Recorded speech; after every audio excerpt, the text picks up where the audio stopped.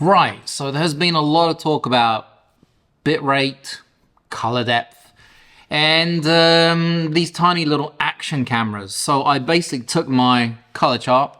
It's a professional filmmaker's color chart, and I took a video of it, nicely evenly lit with every single one. So the Insta360 Ace Pro, the DJI Action 4, and the DJI Action 5 Pro. And I did it in normal 8-bit, 10-bit log, just so you can have an idea of what this looks like. And I'm going to show you the original, nothing played with images.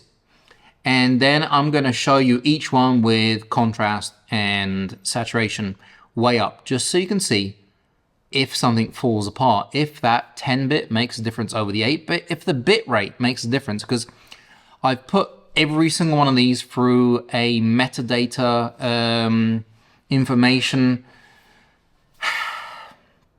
application. And the average bit rate that's coming out of these cameras might shock you. But at the end of the day, it's the image. You know, all these numbers, all that, doesn't really make any difference to you.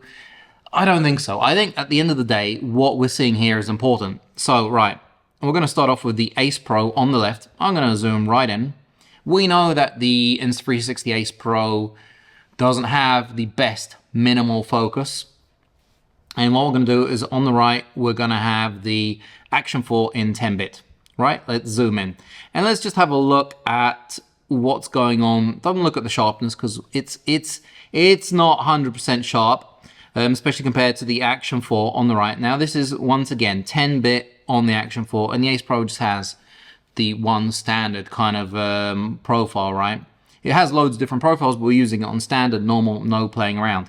And if we look around, we can see that, there's not much different going on in the actual colors. Sharpness, sure, I know the sharpness, but the colors, no.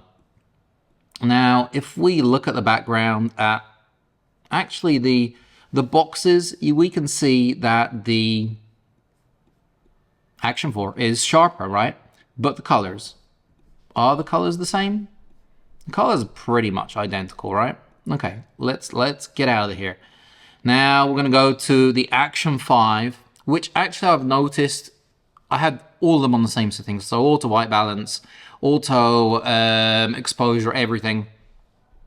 The Action 5 Pro seems to expose it like half a stop higher than all the other action cameras. So if we zoom in again, on the left, the Ace Pro, on the right, the Action 5 Pro, and you can see that the colors are pretty much identical. The yellow might be a little bit warmer on the Ace Pro, but they're fairly identical. If we look at the background, which is important, the Action 5 Pro is exposing it more. So you can see a tiny bit more noise on the Ace Pro in the background. The gradients are important, right? And that's where a lot of things fall apart, the gradients. But generally, they look pretty similar when it comes to, colors.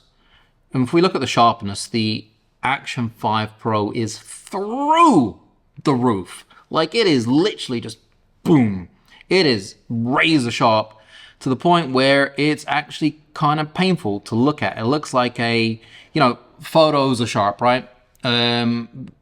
Video, film should not really be that razor sharp. I hope that DJI just pulls it down a little bit with the sharpness, because it is really razor sharp. It's pretty crazy. But if we look at the colors, they are basically identical. Now, if we go to, that was 8-bit, by the way, on the Action 5 Pro. If we go to 10-bit, this is what we have in 10-bit. So if we zoom in once again, and let's have a look at those cases. It's a little bit sharper now, right? Not a lot, it's a little bit sharper. I'm feeling that if we actually take the 8-bit, we pull it in, and we choose the 10-bit here, is it me, or is the... No, they might be the same. Might be the same. In terms of sharpness, they might be the same. So let's put the Action 5 Pro on the right and the Ace Pro on the left. But as you can see, it's pretty similar. But yeah, the sharpness on the Action 5 Pro is really, really sharp. Like everybody's noticed. I mean, the low light, the super night mode is extremely, extremely over sharpened on the Action 5 Pro. But we are waiting for a firmware update. I've heard this from everybody. I haven't actually got any official information, but I've heard that, you know, we're going to get an update to the bitrate, because the bitrate on the DJI Action 5 Pro is 100 megabits per a second, where the Action 2, Action 3, and Action 4 had 130. That's max. The Action 1 had 100, like the Action 5 Pro. So that's really odd, but I'm sure technology has gone forward and you don't need such a high bitrate. The Ace Pro, on the other hand, has 170 when it comes to bitrate, so it's very high, very, very high. The Hero 13 has 120, so, you know, we've got 100, 120, and the Ace Pro is at 170. The Ace Pro does not have 10-bit, you know, whereas the Action 5 Pro, yeah, Action 4, the Hero 13 all have 10-bit, but it's 420, it's not 422, so don't get that mixed up, by the way. Don't, you know, go crazy. It's not 422, it's 420. Now, let's have a look at the log. So we're going to take the log for the Action 4 and the log for the 5. And let's have a look. I mean, are they similar? They're pretty similar. They're pretty similar. There's a little bit magenta, I think, going into the Action 5. Let's have a look at the sharpness. Yeah, I mean, the sharpness, you can tell straight away on the zip, on the material, there is quite, it seems like there's more sharpness on the Action 5. Now, what I'm going to do is I'm going to take contrast up to 50, yeah? I'm going to take vibrance up to 50. I'm going to take saturation up to 50. Let's just, you know, keep things simple here. Let's not go crazy. And I am going to sync all. So we're going to basically sync all of them. Sync all. Synchronize. There we go. Now, let's have a look if anything's fallen apart. So once again, on the left, we have the Ace Pro. And then we're going to have the Action 4 10-bit on the right. Let's zoom in. Background. The background's already got a bit blotchy, so the image is falling apart.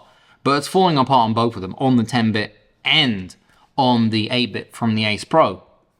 If we look on the left-hand side, well, if we just have a quick look at the image, obviously a sharper image is going to fall apart a little bit quicker because it just has that character to it. But if we look right here, it doesn't really look like there's a massive difference between the Action 4 and the Ace Pro, except I can see a little bit on the Insta360 Go 3S case that it's getting a blotchy here. You know, there is stuff happening. All right, if we now get the Action 4 on the left, so let's put that right there, and we get the Action 5, you can see straight away, see there is a change in terms of color temperature and exposure on the actual Action 5 Pro right there. But if we zoom in, we have the 8-bit, by the way, on the Action 5 Pro. I mean, are you seeing that much difference apart from the auto exposure and the color? Is anything falling apart? The only thing we can see here is the wall at the back has got blotchy on the Action 4 because it has a lower exposure, so it's going to hit the dark straight away. Whatever you do when you push that image, when you push that grade too far, it's going to fall apart. Yeah, that's normal. The Action 5 has exposed the wall higher, so it's lighter, it's not falling apart. That's, you know, let's have a look at the green plan. The green plan on the Action 5 looks a little bit funkier, but also it is highly exposed compared to the Action 4. Now, if we go in 10-bit, let's have a look. In fact, Let's take the 8-bit and the 10-bit and put them next to each other. Just so you get an idea if there's any difference between the 8-bit and 10-bit on the Action 5. And if it actually does make a difference if you're filming in one or the other. Huh. I'm looking, and I'm not seeing a massive difference. I don't know about you guys. Let's have a look at those cases. All right, there we go. Can you see a massive difference between these two shots? I know it's not moving images. I know it isn't, but I'm trying to show you close-ups, trying to show you what happens when you grade this and you push it much, much further than it should be pushed, because this is not a natural color grade. This is, this is wacky, crazy neon color grading. It's a tiny camera. I don't really think it makes that much a difference if you've got 8-bit or you have 10-bit, and the 10-bit is 420. We have different things to think about. We have an f2.5 on the GoPro Hero 13. We have an f2.6 on the Insta360 Ace Pro. We have an f2.8 or a 2.9 on the DJI Action 5 Pro. We have 5 Pro with 100 megabits max, Hero 13 with 120 megabits max, and the Ace Pro with 170. They have 1/1.3 inch sensors on the Action and the Ace Pro, whereas it's 1/1.9 on the GoPro. There are so many factors that you have to kind of look at, and I've heard a lot of people like the GoPro because it's got a smaller sensor, so a lot more is in focus. These are things you have to consider when you're looking at an action camera, and especially one this small. At the end of the day, they're all pretty damn fantastic. These three competitors, these three leaders in the action camera business, GoPro, Insta360, and DJI, have fantastic action cameras. And really, when you put them next to each other, if I didn't label them, you guys would have no idea at all. I've been saying they are three very similar cameras for three slightly different uses, You have the GoPro that's concentrated on the ecosystem, on the lenses. It's a fantastic product that does really well during the daytime, but it falls apart during low light. The Ace Pro, with its AI technology, is fantastic in low light, and it does a really good job with its AI getting rid of noise and getting rid of, jitters at low light. So, it's an all-round fantastic camera with a flip screen, so you have a really big image. The Action 5 series, the Action 4, that whole series is very nice. It's wide, it's got a clean image, it's very, very sharp. And you've got 10-bit, and it's got a whole load of features for professionals. So at the end of the day, any one of these cameras is a fantastic choice. You just have to choose which one you need for your, for your shooting. It's that simple. I'm going to put the metadata bitrate for each one of these, and you can have a look what's come out as an average metadata, because that's what it gives me. It doesn't give me a max, it gives me the average metadata of each one of these shots. They're static shots, and that's about it for today. Really boring film, but maybe it's going to help some of you out there make a choice.